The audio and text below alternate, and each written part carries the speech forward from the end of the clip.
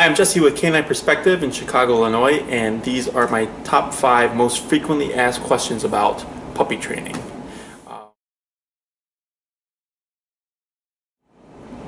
Number 1 question, what do I need to get? First off, you definitely want to find a vet for your puppy. If you get them from a breeder or from a rescue, they generally come with the first round of shots. If you're getting your puppy at 2 months, they will need to go through a series of shots so that they're fully vaccinated. Another thing you want to do is get a crate. You'll need the crate for potty training. Leash, collar, and tags with your information on them are also very important to get. Food, you want to pick a food that is for your puppy food, not adult food, as puppies have a different nutritional intake than adults do.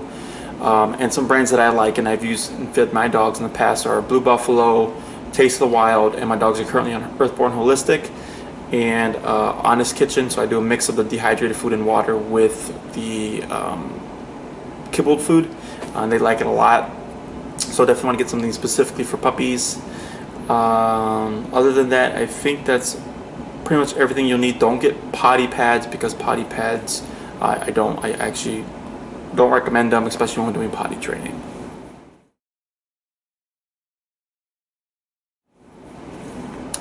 Question number 2, how do I potty train my puppy?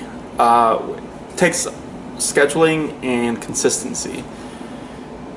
So the general rule of thumb is an hour per month. So if you have a 2-month-old puppy, they can hold it while they're awake and active for up to 2 hours. 3 months, 3 hours, 4 months, 4 hours, so on and so forth until the puppy's a year. And generally they can hold it for about up 8 to 12 hours as an adult. So if we bring home a 2-month-old puppy and I take that puppy out at 8 o'clock in the morning and I'm going to be home all day, then my outings would be 8 o'clock in the morning, 10 o'clock, 12, 2, 4, 6, 8, 10, so on, until at the end of the day. And there are some exceptions to this, but that's the general rule. Overnight, puppies can hold it for longer because they're inactive and they're sleeping. And don't be fooled by this, because a lot of people go think that their puppy, since their puppy can hold it overnight, that they can hold it during the day. That is not true, because your puppy is sleeping, so they're not really paying attention. But generally, first thing in the morning when they wake up, if you don't tend to them immediately, they will have a potty accident. So what we want to do is, first off, your puppy goes into that crate that you purchase, right? So the puppy's going to be in the crate overnight, and the puppy's going to be in the crate when you're gone, or if they cannot be, if they're not directly supervised.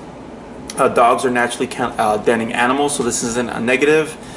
This is vital for your potty training, because dogs don't want to pee or poop where they eat and sleep. So there will be accidents, especially if you're working long hours, like a regular 8-hour day, and you don't happen to have a dog walker to take your puppy out. Expect to come home to accidents. But these accidents in the kennel are actually what teach your puppy to hold their bladder for longer. So we don't want to put any absorbent surface into the kennel, and I kind of play it by ear.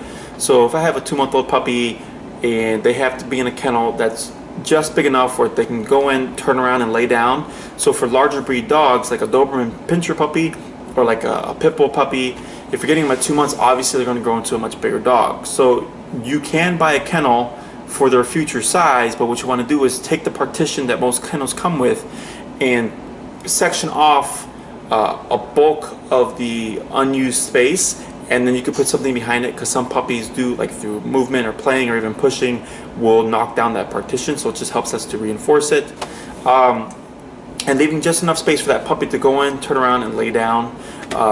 Again, not wanting to put any absorbent surface in there, because if the puppy has an accident, if there's a blanket or a bed or a potty pad in there, it absorbs the urine, so it's not as uncomfortable for the puppy, so therefore it's not much of a deterrent for the puppy in the future.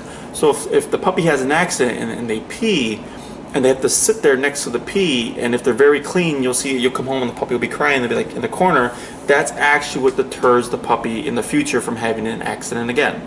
So I play it by ear. So initially I may start with a bed or a towel or what have you in the kennel, but if I start to see the puppy over the course of a week just having a lot of accidents, and I know I'm doing my job about keeping an eye on their water intake and what have you, then I go, okay, I want to remove this, because it's absorbing everything and it's not helping the puppy learn to hold their potty for longer periods of time. And of course, we can only expect so much from a 2-month-old puppy. I don't expect the puppy to hold it for up to 8 hours, but we're just kind of observing and going along with how they progress and how long it takes before they have an accident. So we have our crate. It's just big enough for the puppy to go in, and we have them on a potty schedule. So then by the time they hit 3 months, of course, we want to up them to 3 hours, and 4 months, 4 hours. What I find that helps people kind of expand that time frame is if I get the puppy at 8 weeks, you know, a week later it might be, so first week is 2 hours, a week later is 2 hours and 15 minutes, second week is 2.5 hours, 2 3/4 of an hour, and then finally by the month 3 they're at the 3 hour mark. So we're like gradually expanding that bladder's capability of being able to hold their potty, just through keeping that kind of schedule.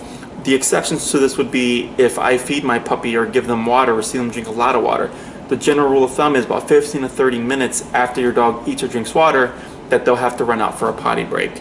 And then when you come back inside, you resume your usual 2 hour, 3 hour potty increments. I also recommend that when we're going out, you keep your puppy on a leash. Don't just let him out into a yard.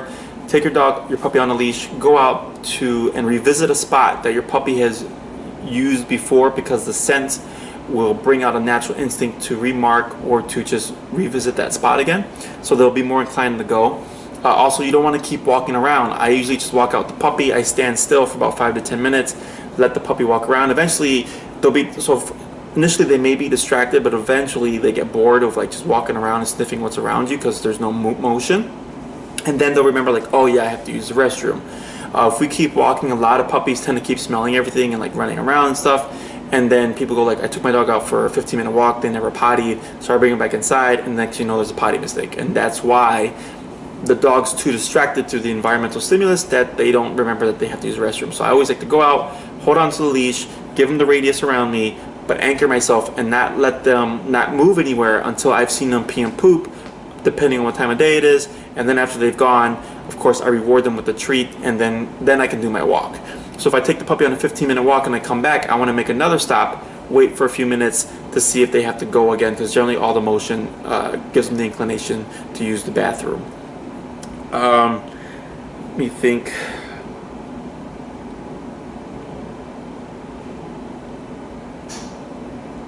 Oh, so if we take our puppy out in the morning, most puppies have to pee and poop at that time. So if I take my puppy out in the morning and I only see him or her pee, and I know they have to go number 2, then when I come back inside, I don't want to give the puppy freedom. I don't want to just go like, okay, here you go, and then because the next thing you know, you're gonna come around a corner at some point and find a poop somewhere.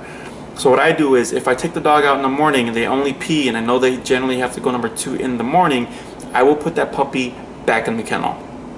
And then 2 hours later, or whatever the length of time is before their next outing, I will then take out the puppy to go pee again. And then if they poop, which they should have done in the morning, then when I come back inside, I give them that freedom until the next outing. And the people make this mistake a lot, where they'll take the puppy out, the puppy doesn't pee or poop, they come back inside, let the puppy be free, and then there's accidents. And we want to try to prevent accidents from happening, because each time an accident happens, we're taking a step back in potty training our puppy. Very important also that we reward our puppy when they go outside. Something that some of my clients do is when they see the puppy kind of circling or sniffing around, they know they're getting close to finding a spot, they'll repeat the words "go potty," and when the dog goes potty, they of course praise the puppy, good boy or good girl, and then once they finish, they give them a treat immediately, so that during the winter months, when the dog has to go out to the restroom, they will say that word "go potty," and the dogs won't exactly go on command, but it'll start getting that brain thinking that they have to use the restroom. So it kind of speeds up the process, so we're not waiting out there in the cold weather.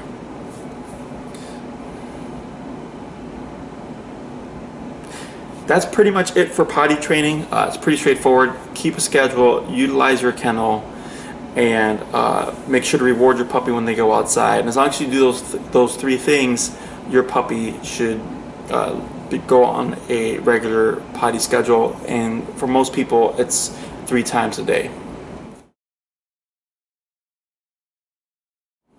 My third most frequently asked question is, my puppy cries in the crate. So this is very normal. If you got your puppy from a breeder, or your puppy was with its litter growing up, they were used to constantly being around the litter mates, the mother, or there was some kind of being with them, so they weren't actually alone. Then we, of course, take them, we pull them out of that environment, and then we put them in a kennel overnight by themselves, and most puppies tend to cry. So what I recommend for my clients is, if they're not in a condo or an apartment building where anybody will be bothered, is to take their puppy and place the puppy's kennel, in a part of the house where the puppy won't be very audible. So they'll go, and some people might go into like a back room or something, and they'll put the kennel in the corner, they'll put a blanket over it, leaving the front and back open, so there's some kind of ventilation, and the blanket helps to muffle any sound, and of course they'll close the door and then they'll go to sleep in a different room. I recommend that we ignore the puppies crying for at least 2 weeks, because eventually they should get over the fact of just being alone, and that their crying won't garner any kind of attention. Even if you come back and yell at your puppy to shut up, or if you come back and some people like to smack the kennel, it's some kind of negative attention, and it's just attention. So even though you're coming in to correct the puppy and tell him, hey, stop crying, it's not anything that the puppy will understand, and all they learn is that if I cry long enough, I'll get some form of attention, whether it's negative or positive, so it's worthwhile for me to keep crying. So we don't want to do that. We want to ignore them. We want to make sure that the crying is not actually escalating, that it's not starting with whimpering, into whining, into loud barking, into trying to break out the kennel, so on and so forth, because then that's a bigger issue. During that 2-week time frame, the crying should actually start to dip down as the puppy learns that that behavior will not go noticed, and it won't be recognized in any way. We also don't want to come back and like coo at the puppy, or like drop them treats or anything to like kind of distract them, because that's, again, it's some kind of attention that makes it worthwhile for the puppy to cry. Another thing that I like to do is I only feed the puppy in the kennel. If I put the puppy in there with food and I close it and they're too stressed about being in the kennel, after 5 minutes I take the food away and I put it up, and then the puppy doesn't eat again until the next feeding time. So eventually they learn, oh, the only time I eat is when I go into this place, and I only have so long to eat, otherwise it goes away, and it just acts as a positive reinforcer. Another thing we can do is take something of high value, like a chew bone, a Kong stuffed with peanut butter, or a bunch of treats, and throw it on the floor of the kennel and lock the kennel, so that the scent of those things attract the puppy. The puppy comes to the kennel, they start pawing, they're trying to figure out how to get in there, so then we're creating a desire to want to be in the kennel. So once we kind of create that, I'll open it and the puppy goes in on their own, and then I'll just leave them alone, and eventually that may also help with them seeing the kennel as a positive place. I also like to designate certain treats or certain toys or bones specifically for when the dog's left alone in the kennel. This way they just think to themselves, okay, when you leave, the only time I ever get this thing is in that context. So it just, again, creates a desire to want to be in the kennel. The other thing is, if none of those things of positive reinforcement work, we also have to add in a negative. So there has to be something to balance out our training.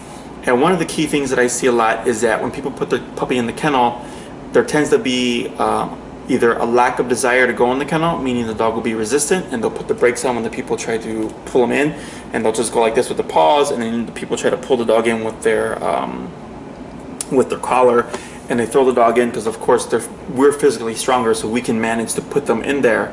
But then the puppy stays stuck in that resistance mode, and then when we close it, that resistance mode turns into barking and crying because the dog does not want to be in there. So if we haven't created a desire to be in the kennel through positive reinforcement, then we need negative to balance that out. So the puppy goes like, okay, when I'm put in here, I have to just deal with it, because crying and trying to paw to get out only gets me corrected, right? So one of the ways we can do this is when the puppy tries to come out, a lot of times the puppies forge their way out of the kennel. And the reason why they do this, in my eyes, in my opinion, is because they see, they're being trapped, so they want to be loose and free with the family, but they see it as a right to be loose within the house.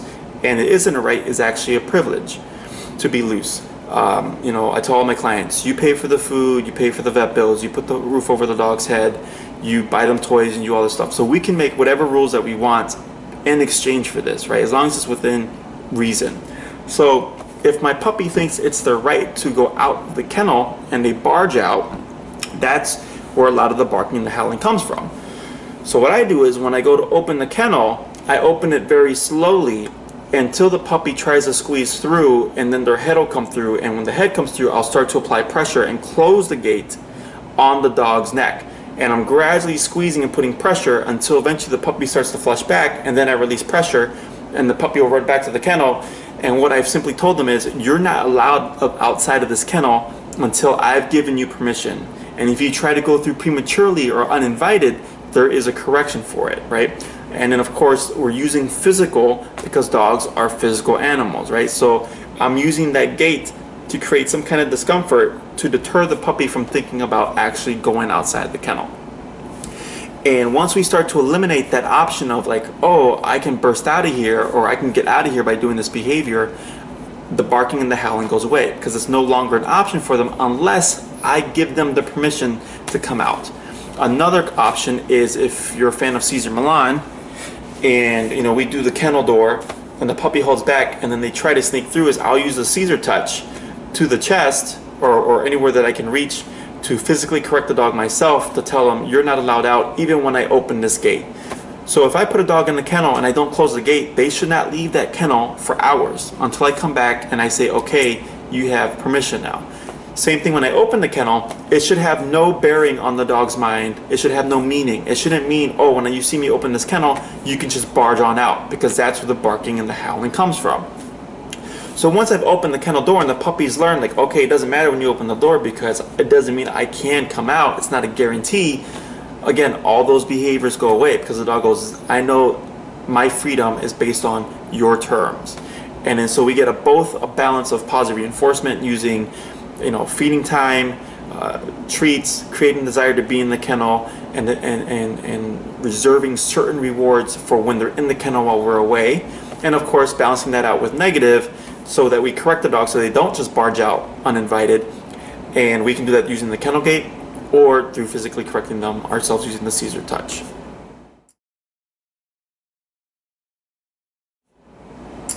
Number 4, puppy biting, chewing, and overexcitement. So one of the biggest misconceptions about puppies is that when they do these things, the biting or the chewing or what have you, or any behavior that we don't want, that it's okay because it's a puppy, and it's not okay because it's a puppy. Puppies establish a dominance hierarchy amongst the litter at 3 weeks of age amongst themselves. So at 3 weeks, they're bullying each other, they're biting each other, and they're establishing boundaries and a hierarchy amongst each other using physical touch at 3 weeks. So they have a concept of what they can and can't do with each other, and each puppy will have their own rules, right?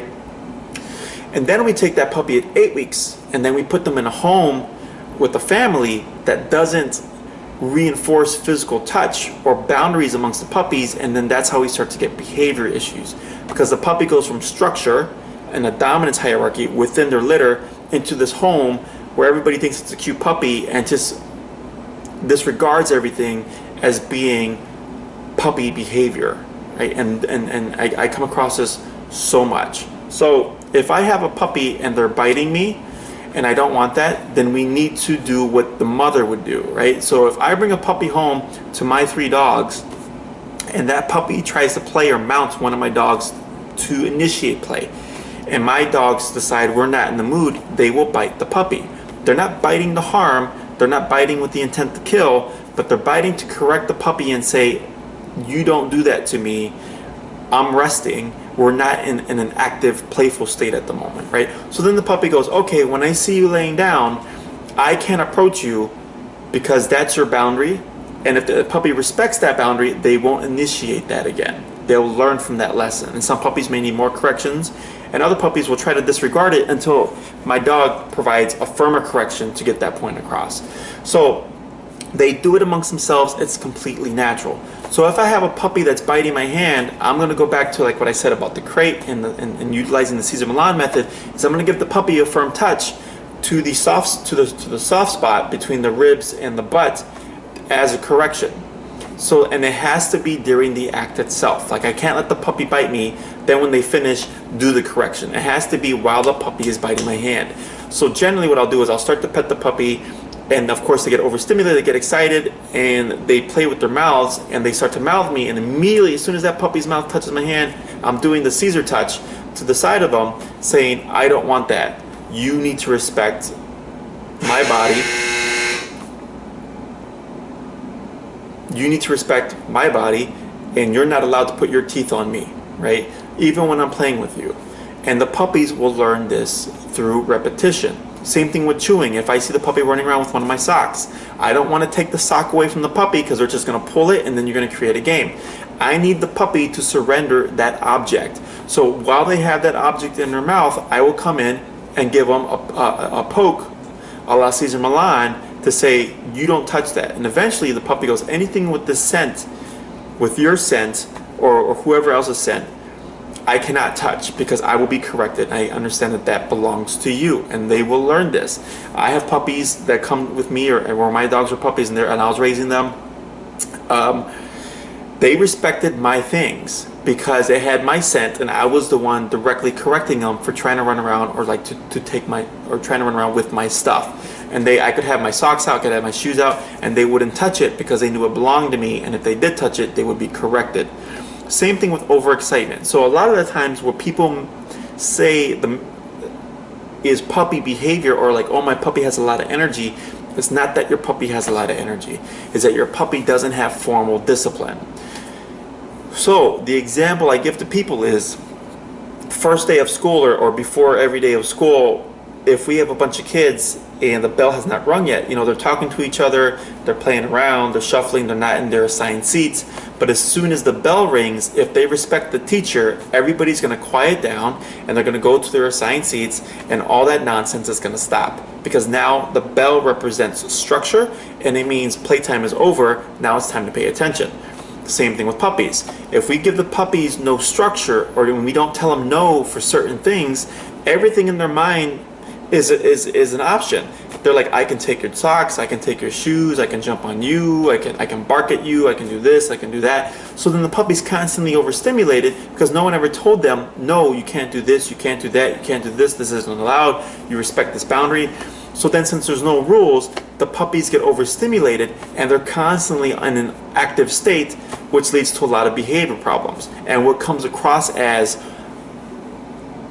a lot of energy, and it's not that they have a lot of energy, is that nobody's told them, no, you can't do that. So they've never learned to eliminate these options and then practice calmness.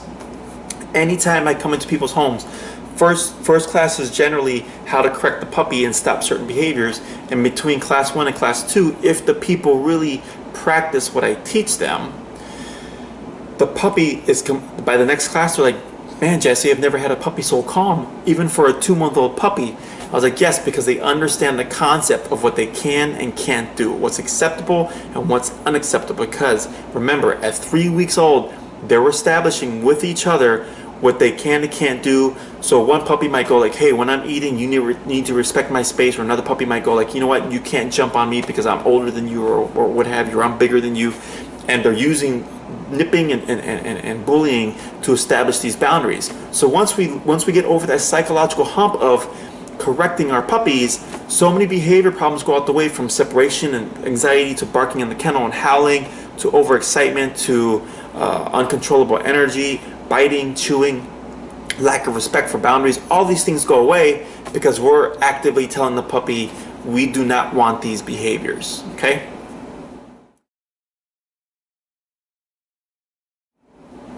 And number 5, which ties to the last couple, are aversives okay?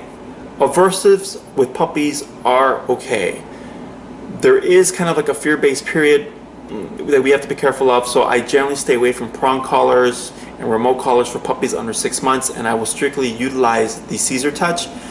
In some cases, as a forewarning, if you have a really nervous puppy that's just genetically nervous or genetically fearful, when you bring in aversives like prong collars and stuff before 6 months, a lot of times they become nervous piddlers, which is why I try not to go that route. And if I do use aversives, I don't use it like a yank and crank way. I use it through pressure on and pressure off, just like I would with an adult dog, to teach the puppy concept of physical pressure. So, but before I even go the route of prong collar, I usually teach the Cesar method if I see that ignoring the behaviors or trying to redirect the behaviors doesn't work. So with the physical touch, can it still happen that your puppy becomes a nervous piddler? Yes, but at the same time it actually does strengthen the nerves, because if we have a dog that's nervous and we don't put them through pressure at a young age, their nerves never get strengthened to the point to tolerate life, and then they become nervous wrecks when they're older because no one's put them under some kind of pressure or discomfort, and so they never learn how to get over it. So aversives are okay. In some rare cases, I may come across a 3-month-old puppy or even a 2-month-old puppy that is legitimately aggressive, and it happened. Like I've had a German Shepherd that was fear aggressive as a puppy, and like even though the intent wasn't severe, the threat and the bluffing and the point that he would kind of spaz out was pretty serious. And they got him from a breeder, and at 2 months he was already displaying this behavior. I had another puppy that was at 3 months already bit the son and the husband, and they were legitimate bites. Like this puppy had the intent to do harm. Although it was a very anxious puppy, the puppy had legitimate behavior issues, right? So these things do happen, and if we get those kind of cases, then I may jump to remote training immediately, because I want to nitpick that right away, as opposed to trying all these other options that I know will most likely not work, and we waste all that time. So that's it for my top 5 most popular and frequently asked questions for puppy training. This is Jesse with Canine Perspective signing off. Until next time.